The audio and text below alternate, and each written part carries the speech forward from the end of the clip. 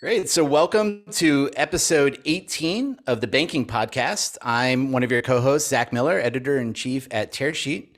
Joining me is Josh. Will you introduce yourself? How you doing, everybody? Great to be back. Josh Liggett from the investments team at OurCrowd. Josh is bringing an unopinionated viewpoint here for some of the things we want to talk about with you guys today. First of all, first and foremost, you can't go anywhere without reading the headlines, and they don't look good. It's pretty ugly out there, Zach. Is there blood in the streets when it comes to banking yet? I don't know if there's blood in the streets yet. We'll get to that later, but it's just you're telling me that the stock market doesn't move up and to the right continuously? Is this I thought it did. I thought everything moved up and to the right. Every chart I ever see only moves up and to the right. So it's a bit interesting that it is moving down to the right. So I'm not sure. So obviously, a healthy thing in the market, pullbacks, recession, whatever it is. Funny money was real rampant over the past few years. Bring some reality and bear market dynamics to lenders, to bankers. But one of the things I wanted to talk about first with you, Josh, is like sort of if the major stocks are down, there's a reversion, I guess, to focusing on what's really core to a company when stuff like that happens. That's what big investors want. And so like a lot of this trend of rebundling, which we talked about, which was followed unbundling, right? So a lot of these fintechs got in with a single monoline product, got really good at it, and then expanded into, multi-line financial services. I kind of feel like when it hits the fan now, we're going to see those companies go back to the roots and maybe drop off some of that stuff that was ancillary maybe to their core businesses. What do you think about that? It could be that companies now stop experimenting, stop looking for global expansion, go back to their core bread and butter, ideas that got them to where they got to. At the same time, if you have cash now, there's going to be shopping sprees for distressed assets, both on the private and public markets, for companies that aren't going to, that haven't really figured it out yet, that raised based on unrealistic expectations or raised based on or IPO'd or went out there or just, are having issues, and then capital starting to tighten up. You could have a lot of acquisitions out there. And the reality is what people really forget about is there is still a lot of money in the market. There is a lot of money if you look at, for example, from the VC side, from the private equity side, there's so much money out there that needs to be spent because these massive funds were raised. So, there's still going to be fundraisings, and there's still going to be, acquisitions happening, and companies are going to get back, and good companies are going to get back still. You're looking at a lot of SaaS multiples. I saw Bessemer has, tracks a lot of SaaS companies. The multiples basically have just gone down pre-COVID, like to the multiples they were back in 2019, which is like, wow. So it's not a bad thing. It's fine. It's just the multiples, they went up during COVID and now they've come back down, and now they're back to like basically pre-2019, which is okay, like pre-2020. So it's like, okay, like it's not a problem. It's just now you have to be more realistic, and the companies that are positioned well are going to do fine. The companies that are not positioned well are going to have a rough time, as we've seen over the past couple of days in the market. Right. And I think maybe some of those early companies that got out via SPAC or got public somehow through a public window, raised money and came out now starting to report, and the earnings are horrible, and future forecasts have been cut. But many of these companies, they're being hammered because, they're losing money. Unit economics, you like to talk about that all the time, I know here. If a company's, even if it has money in the bank, but it's not profitable, like where's the floor on that? So those stocks can go down very low. But do you see some of maybe those early companies that have gone public, maybe they're the winners because they will be able to scoop up some of these, distressed assets along the way? It could be those companies if they have the cash. What you and I always talk about, but doesn't always necessarily happen, are like the big tech companies. Maybe now they jump in because they're sitting on so much cash, but it's not going to happen. Right. Yeah, I think that you'll have very opportunistically, you'll have, banks and fintechs consolidating and being able to buy based on shares. Based on shares is not as good right now, honestly, because of the price per share. But based on cash, being able to buy some companies. I still think like. What's the saying? Buy the rumor, sell the news. Is the joke. So everyone's freaking out in the market. No one really knows what's going on. You have a lot of panic, a lot of FUD in the market. And I'm not a trader. I don't try to predict where the market's going to go in the next 2 weeks or 2 days or whatever. But to me, there's still a lot of capital in the market, and if you're a good company, even if you have good unit economics, by the way, you're still, it could still hurt you. Maybe you can weather the storm a little bit better, but the reality is that good companies are still going to be able to thrive in this long term and possibly come out better if they're able to pick up some really interesting companies in the interim. I like that approach. I appreciate your rosy colored glasses. You think the world's over? No, I don't. There's no 5-9 hack. No, we're until there's a 5-9 hack for all you Mr. Robot fans. So there's a 5-9 hack. I think we're still Remember good. Those days when we used to review the episodes? That was good times. That was a good time. Well, what about banks, right? So you can make a case that the U.S. is definitely overbanked. There's too many undifferentiated banks out there, non-differentiated banks out there. I've heard we've had experts on my podcast as well have come and say hundreds, if not thousands of banks will be subsumed into other entities over the next few years, just too many. Cornerstone had a research report out recently also that looked at sort of the revenue potential for banks, particularly smaller ones that are undifferentiated, maybe geographically or product wise, moving into banking as a service, becoming a partner bank to tech firms and fintech firms. And there's potential there to make revenue. Do you see this market meltdown maybe as an impetus to start making maybe that transition for some of these banks that are thinking about becoming partners and not just brands? Well, here's the question I have for you, Zach. How many banking as a service platforms do we actually need? Ooh. I don't know how many we need. What's the correct ratio to banking as a service partners to banks?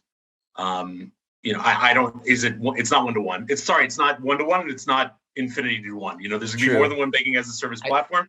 And you're definitely seeing the platforms moving into multi-bank models. So it is good for a BaaS platform to have relationships with multiple banks to be able to offer different things to different customers. I agree with that. It's definitely not a winner take all, as you're saying, but what is the limit? Yeah, like I said, I don't think you need a ton of these. I really don't. Do you need a banking as a service platform for a doctor who likes to golf on Thursdays? And obviously taking it to extreme, but you've seen all these. There he goes again, taking things to extreme. You see all these, never me. You see all these banks out there. We've seen more on the consumer side, not necessarily the back end platforms, but we've seen many different banks going after very specific markets, trying to create sort of a virtual community bank, so to speak, as we've addressed many times.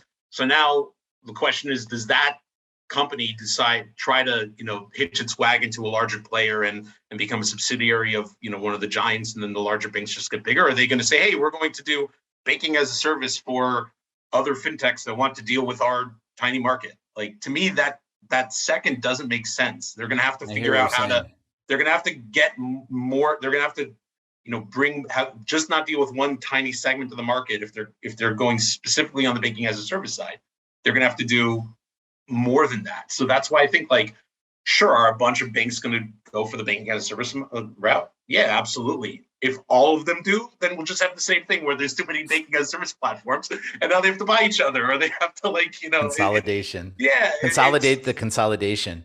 So you're right. So it's not a winner take all market, but it's also, there isn't room for thousands of these players. I don't even know if there's room for hundreds, honestly. I don't know. What do we have? 20 to 50 partner banks now, many small, a few bigger ones, but is there another 50 or another 100? Who knows, right? But it's not thousands. No, it can't be. It would be really fun. That would be really funny. I mean, if just the US market had thousands of smaller banks, then, I mean, if you want me to get crazy, DeFi or everyone's technically a mini bank when you talk about DeFi, but that's a whole other can of worms to get into. But if there's, even to me, as crazy as it sounds, even 100, even 50 seems like a lot to me. Okay. But it could be that, it could be, I've been wrong in the past, and happy to be wrong again if there's a need in the market for, more specific, nuanced challenge, banking as a service platforms. Well, it's Yeah. not the platforms, it's the partner banks behind the Yeah. platforms. That's what I But mean. Yeah. I agree also, like, how many platforms are there? And I also think there's room for more platforms, but it's not infinite. Um, to be a platform to bank certain types of fintech companies, there's nuance there. There's scalability issues as well. But you know, how many can service that market? It's not definitely not infinite. I agree. Um, I yeah. agree with you that dealing with, something like a firm, especially at the beginning, is very different than dealing with, hey, I'm going after a community bank of like what's a credit union dealing with the army, or dealing with, a branch of military, or dealing with, Mhm. a very traditional clientele. Two very different ways to look at it. And yeah, those are two. Maybe you need a different risk profile, different appetite to Mhm. go at both. But I don't think I need 12 for each one. You know what I mean? I think there's some options, but not as many as not as many as I think people are imagining. I hear that. I think it's probably a good switch now into something else we want to talk about, which was BNPL, buy now, pay later, and sort of the inevitable evolution of the regulatory environment around it. You've looked at BNPL. Tell me what I your have feeling is. I have looked at. You have to remind all the time. You remind me of Split It, Zach. But we like, you and I like to joke around about regulation, and how regulation in fintech is it's the four-letter word of fintech. And to me, no regulation is a problem. Over-regulation is also a problem. It's the Mhm. regulator getting involved at the right point for the right idea. And I think with what's going on with BNPL, which is, like we've said before, it's a credit card, basically a different version of a credit card, and to not have that jive necessarily with FICO and with understanding a person's holistic, you know, credit or financial well-being is a problem. And it's going to lead to defaults. It's going to lead to people getting into a different version of credit card debt. The same thing, except a little bit different. So the regulators get involved to figure out how exactly this should be tracked, to make sure that How to people have a protect profile. consumers from themselves in a way. Yeah, to a Yeah. little bit, just provide transparency. Also, for the thing that worries me is that someone uses a firm, or someone uses a buy now pay later platform, and then and now they've racked up huge credit card bills on there, and then they go for a mortgage to another fintech player, and the fintech player is trying to do some analytics on this person, and doesn't necessarily have access to that information, and then all of a sudden the person defaults, and now their data, they have a default, and B, their data set is corrupted. I'm a big fan of garbage in, garbage out. Make sure your Hmm. data is clean. Their data, without even Ego. knowing it, yeah, exactly. Without even knowing it, their data set is corrupted, and they're like, why did this person default? And they have to figure out, and investigate. It's because they had these buy now pay later loans that we didn't necessarily know about. So then, well, how is the person going to have to? You're going to have an API to connect, to know all the different platforms they use, and it's a bit of a mess. So there's going to be just a way to share information correctly, so that the overall market can accurately understand what a person's financial well-being is. And I think we're starting to see the beginning part of that. I think a few of the CRAs, the credit reporting agencies, have started to issue BNPL products and coverage of that space. So we do see this world. I think BNPL's success came from the fact that it was outside the regular credit system. It was so easy and so fast. It was such a dopamine hit to be able to get instant credit. It made purchasing really, really slick, which is obviously has some good components to it, but there's a reckoning now. Like, right, a customer has traditional products and non-traditional products. How do we make sure that he or she is like really healthy in terms of decision making that they're making, or at least know the decisions, the impacted decisions that they're making? So I think we're starting to see some of the consumer protection agencies like step in and start to come out with some regulatory ideas. Like, I think it is inevitable that with the amount of debt saddled upon consumers, that BNPL doesn't get sort of added to the mix. Absolutely, yeah, I agree. Um, I want to take us, I guess, to our last point. And I know you're going to love talking about this. We had an article on Tearsheet recently about crypto mortgages. Obviously, early days there. I assume you don't have an opinion about them. Could you form one, maybe formulate an opinion? Could I form an opinion about crypto used as collateral on any sort of debt products? Let me think. Nothing could go wrong there. Absolutely. What Like, an do you easy, want yeah. Luna tokens? Let's just go, no, only Luna tokens. I thought it was worth $1. Was it worth? Wait a minute. What do you mean it's not worth $1 anymore? The sort of what we are saying before about blood in the streets. The joke that we always say is that the top of the market is when your cab driver or now Uber driver, Lyft driver, or your barber, or your some person is giving you stock tips. That's the classic. What everyone says. To me, the bottom of the market is where you start hearing some like crazy stories about just like blood, like people in horrible situations. Not like, oh, I lost 20% of my retirement account. That's awful. I lost 50%. That's awful. But like that's obviously utter not wipeouts, right? Like total like gone. Like what we've had with and in crypto. This happens a lot, unfortunately, where a token is worth a lot and then it's worth nothing the next day. Like maybe a couple years later, it becomes an NFT actually, and it becomes a collector's item of like, hey, I want to own part of this coin that died, and cool. Like, and then it becomes like a moon rock.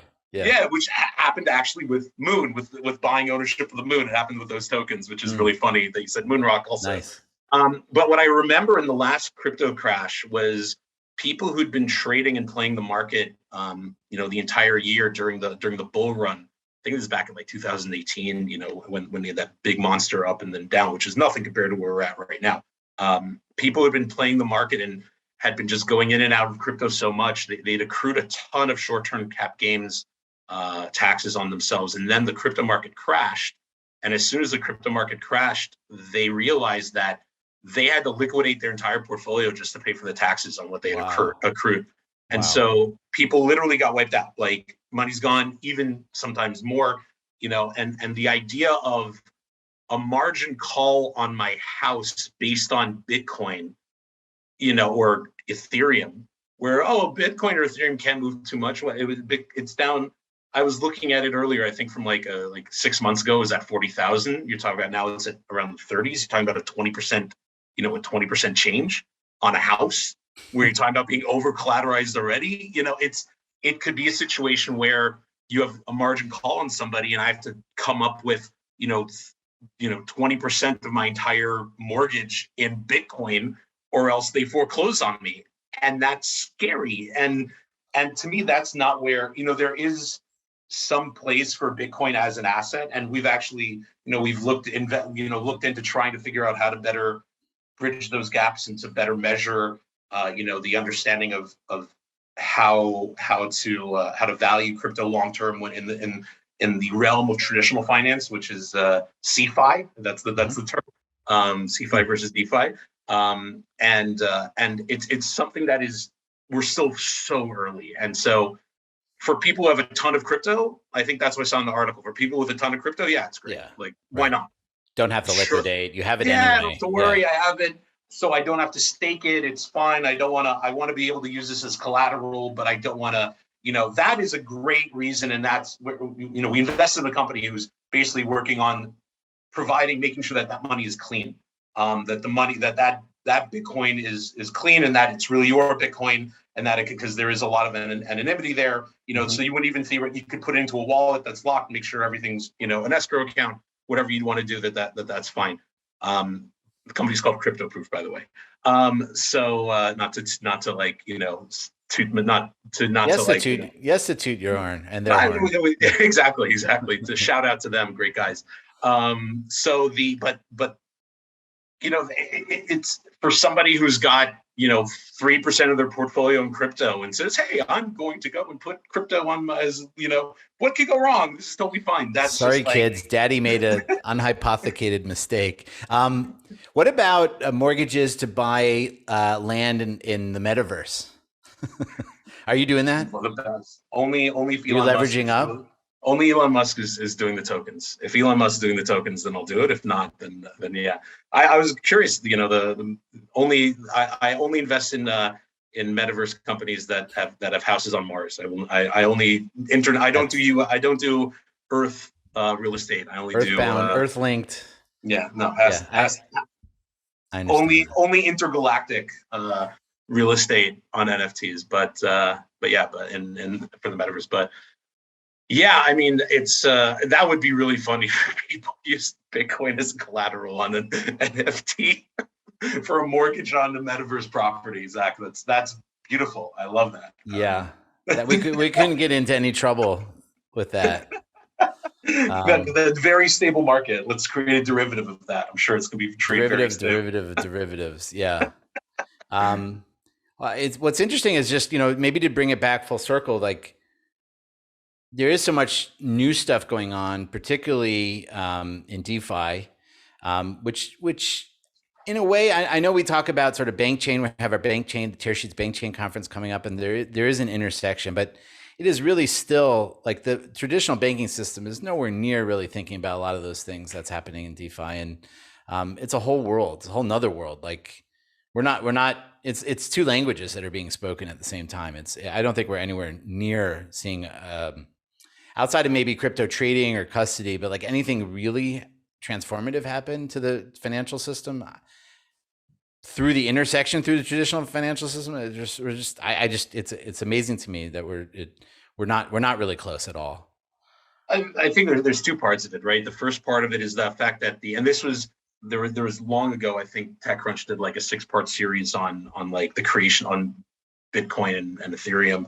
It was like back in 2017, I want to say. Good. And and at the time they were talking that, I remember because it was when it was R3, it was Charlie from R3 and Fred Wilson, on opposite sides in the last episode, talking about who owns, who's blockchain for. Is it for the people who and who's Bitcoin for? Is it for the original, cyberpunks who wanted full anonymity? Like, there's a token called Grin, which is a token that where everybody is, there's no one knows who anybody is, and they wouldn't do an ICO, and they wanted to like keep everything as like only use pseudonyms, no one knows anybody, full straight up like, and the transactions are private, so you don't know where the money's going. It's like worst nightmare for any regulator versus what enterprise blockchain is going on, and sort of and that like originally it was the one side of being totally anonymous, and now it's moving sort of towards the middle of both. And so you have to be able to reconcile that banks and regulators want to know who you are, and the traditional, and the way that blockchain was originally built, that a lot of crypto was originally built, it is around the idea of being anonymous and not knowing who you are. So you have to bridge that gap. That's number one. And number two is the fact that the reality is that DeFi and traditional finance don't really jive too much. Like they jive a little bit, but the idea is like, I want to be able to allow individuals to go to get around middlemen. And that's really what the idea of blockchain is, really to try to get around middlemen. And a bank is a type of middleman. They're a market maker. If you see, like, look at the coolest thing in DeFi, looking at what working on are sort of these liquidity pools around trading, which obviously people picking the wrong liquidity pool right now and staking has been absolutely atrocious for them. But just the idea of a liquidity pool, of allowing somebody to become basically the market maker. I get to be TD Ameritrade, I get to be Robinhood, is really, really powerful and really cool. And it's hard to imagine Robinhood wanting to try to push that, because that's part of their core business, is being that service provider. So there's definitely going to be there is going to be intersection, and it is going to be connecting, but there's going to be a part of DeFi that stays DeFi. There's going to be part of CeFi. There's inherent massive tension between those not intersecting. Absolutely. Yeah, absolutely. Yeah. Josh, it's always interesting to talk to you. I appreciate it. And I like the color of the cup. I would actually mint a new card based in that color. With the water changing, with the water changing. Yeah, the gradient. It'd be a new gradient card. A neobank should definitely launch a card that color. I think this is from IKEA. I'm pretty sure it's from IKEA. I don't remember when I bought it, but I want to say it was. If I had to guess, I'd say it's an IKEA cup. But I like it because it's like the solo cup size. So you get the big. It's nice. Not like a small cup; it's a big cup. Whoever So I'll mint this. I'll mint the NFT. I'll create the card. We'll have a lot of fun. We're gonna get rich, so rich off this podcast, Josh. We'll then do some wash sale transactions to make it be the most valuable company on the planet. Then we'll get get evaluated by the regulator. It'll be great. You have the whole future planned out. As I said, great catching up with you. Great hearing your thoughts on banking and the rest of the market. Thank you, listeners, for tuning in for this session, and happy to do it and catch you again in a couple weeks. Thanks, everybody, and thanks for sticking with us as we get more crazy as the podcast goes on. Everyone have a good day. See ya.